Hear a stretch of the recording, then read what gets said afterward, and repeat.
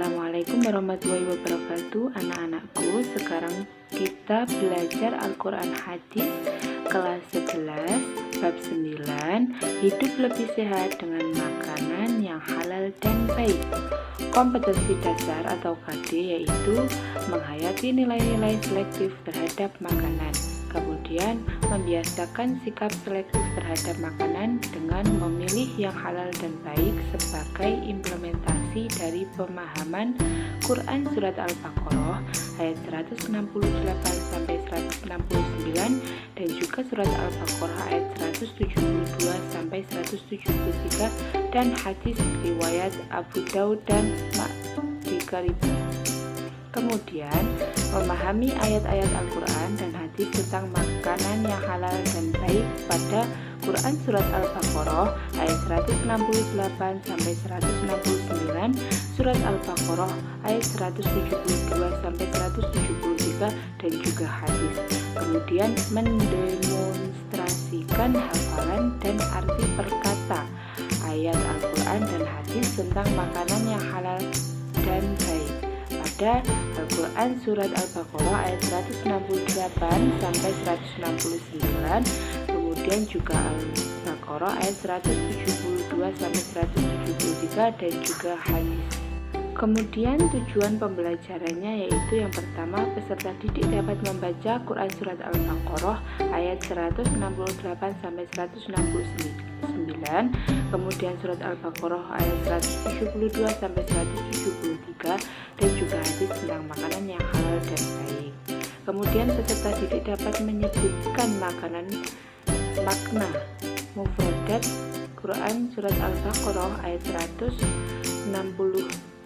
sampai 169, kemudian Surat Al-Baqarah 172 sampai 173 dan hadis tentang makanan yang halal dan baik. Dan juga peserta didik dapat menjelaskan kandungan Quran Surat Al-Baqarah dan juga hadis tentang makanan yang halal dan baik. Kemudian di sini Bu Guru juga memberikan peta konsep yaitu makanan yang baik dan halal itu peserta didik bisa memahami Quran Surat Al-Baqarah ayat 168 sampai 169, kemudian juga Surat Al-Baqarah ayat 172 sampai 173, memahami hadis tentang makanan yang halal dan baik dan juga perilaku selektif terhadap makanan yang baik. Kemudian, pernahkah kalian mendengar sebuah ungkapan you are with you eat, kamu adalah yang kamu makan? Ungkapan itu tentunya bukanlah sekedar ungkapan yang tidak bermakna. Ada kandungan petuah yang mulia dari ungkapan itu. Beraneka makanan yang kita konsumsi sesungguhnya akan membentuk karakter dan kebiasaan kita. Hal ini secara sepintas nampak tidak masuk akal, namun ketika kita mau berpikir lebih dalam, bisa jadi hal ini dapat kita rasakan. Contoh sederhananya saja ya, kita terkadang melihat di sekitar kita ada seseorang yang mengkonsumsi alkohol. Dia nampak gemetar, mudah marah, dan emosi tidak stabil. Itulah bukti sederhana pengaruh makanan terhadap jiwa seseorang. Islam sangat kongren terhadap segala hal, seperti untuk urusan makanan pun kaum muslimin diatur sedemikian rupa supaya manusia terhindar dari segala hal yang dapat merugikan dirinya. Nah, di sini mari memahami Al-Quran dan hadis. Di sini ada Quran Surat Al-Baqarah ayat 168 sampai 169 yang berbunyi A'udzubillahi minasyaitonirrajim. Bismillahirrahmanirrahim. Ya ayyuhan nasu kulu mimma fil ardi halalan thayyiban wa la tattabi'u khutuwatish syaitan innahu lakum aduwwun mubin.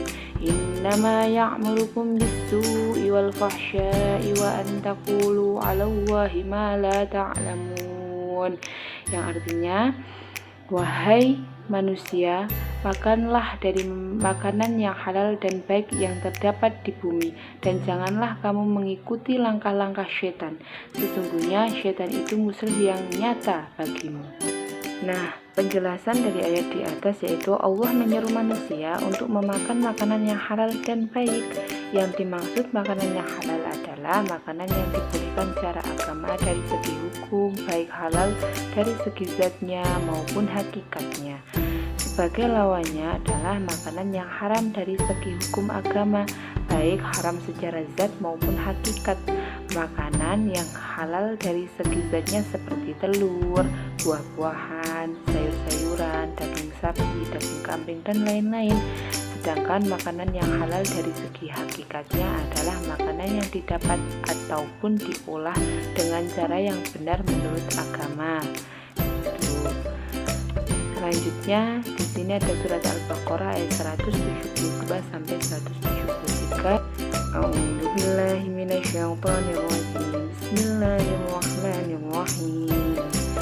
Ya ayyuhalladzina amanu kulu min thayyibati ma razaqnakum washkuru lillahi in kuntum iyyahu ta'budun. Innama harrama 'alaikumul maitata wad-dama wa lahmal khinziri wa ma uhilla bihi li ghairillahi faman idurra ghaira baghin wala 'adin fala isma 'alaihi. Innallaha ghafurur rahim.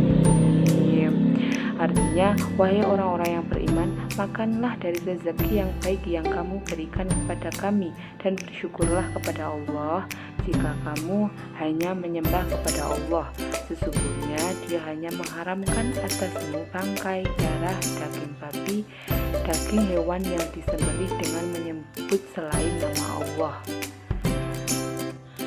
Tetapi barang siapa terpaksa memakannya bukan karena menginginkannya dan tidak pula melampaui batas, maka tidak ada dosa baginya. Sungguh Allah Maha Pengampun lagi Maha Penyayang. Nah, di sini ada kosakata atau mufrodat dari surat Al-Baqarah ayat 172 sampai 173. Di sini ada lafal dan tajwidnya, berkata.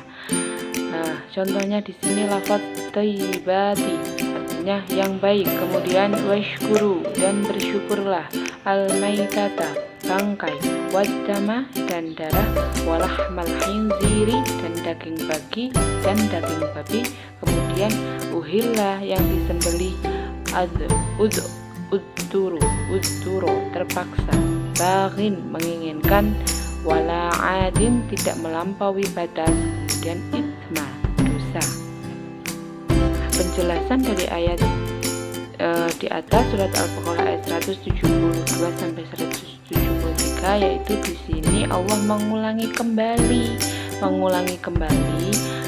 yang dijelaskan tadi di surat Al-Baqarah ayat 168 sampai 169 bahwa memakan makanan yang baik sebagaimana telah ditegaskan tadi di surat sebelumnya, surat Al-Baqarah.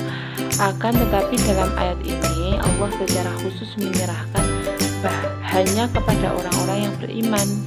Selanjutnya dalam ayat ini Allah menyuruh orang-orang beriman agar selalu mensyukuri nikmat Allah jika benar-benar mereka beribadah atau menghambakan diri kepada Allah. Bersyukur ya artinya menggunakan nikmat Allah untuk mengabdi kepada Allah atau menggunakan nikmat Allah sesuai dengan kehendaknya. Nah, di sini juga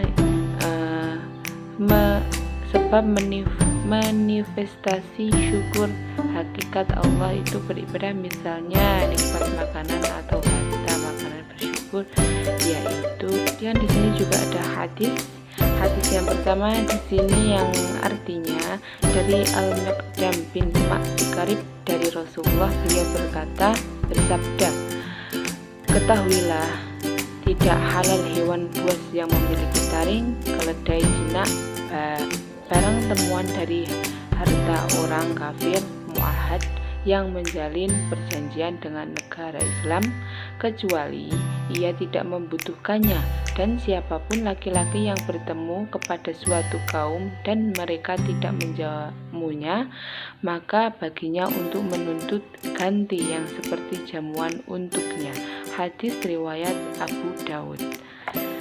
Nah, di sini penjelasannya yaitu hadis tersebut yaitu menjelaskan mengenai salah satu ciri atau karakteristik hewan yang tidak halal untuk dikonsumsi, yaitu hewan buas atau bertaring.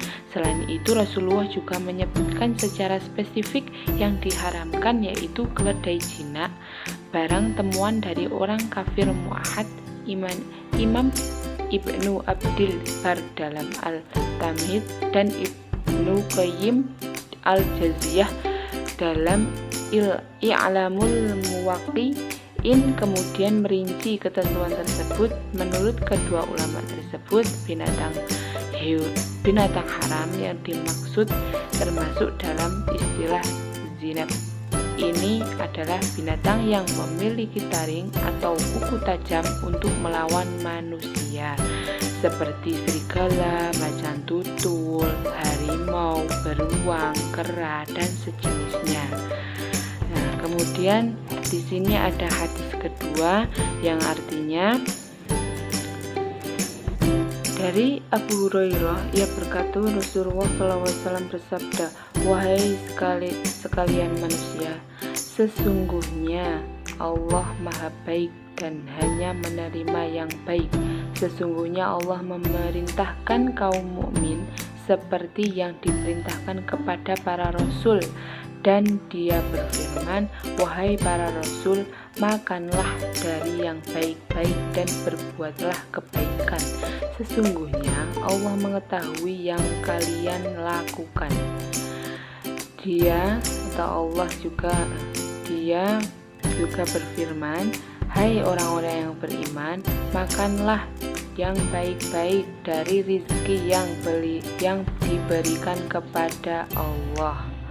Lalu beliau menyebut tentang orang yang memperlama perjalanannya, rambutnya acak-acakan dan berdebu. Ia membentangkan tangannya ke langit sambil berdoa, "Ya Allah, ya Rabb," sementara makanannya haram, minumannya haram, pakaiannya haram, dan diliputi dengan keharaman. Lalu bagaimana akan dikabulkan doanya?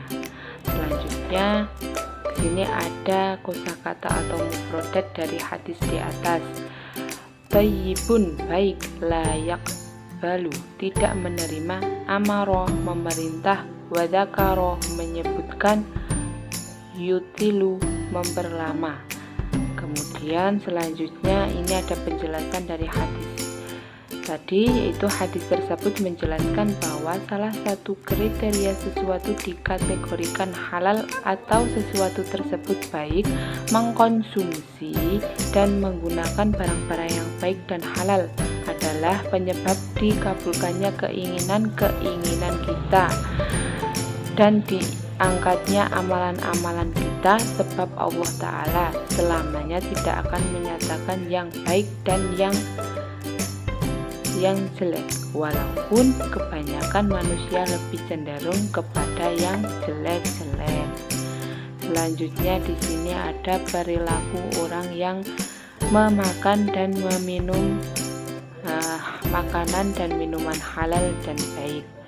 Nah, sebelum kalian menerapkan perilaku mengkonsumsi makanan yang halal dan baik sebagai implementasi dalam surat Al-Quran surat Al-Baqarah ayat 168 sampai 169 dan juga surat Al-Baqarah ayat 172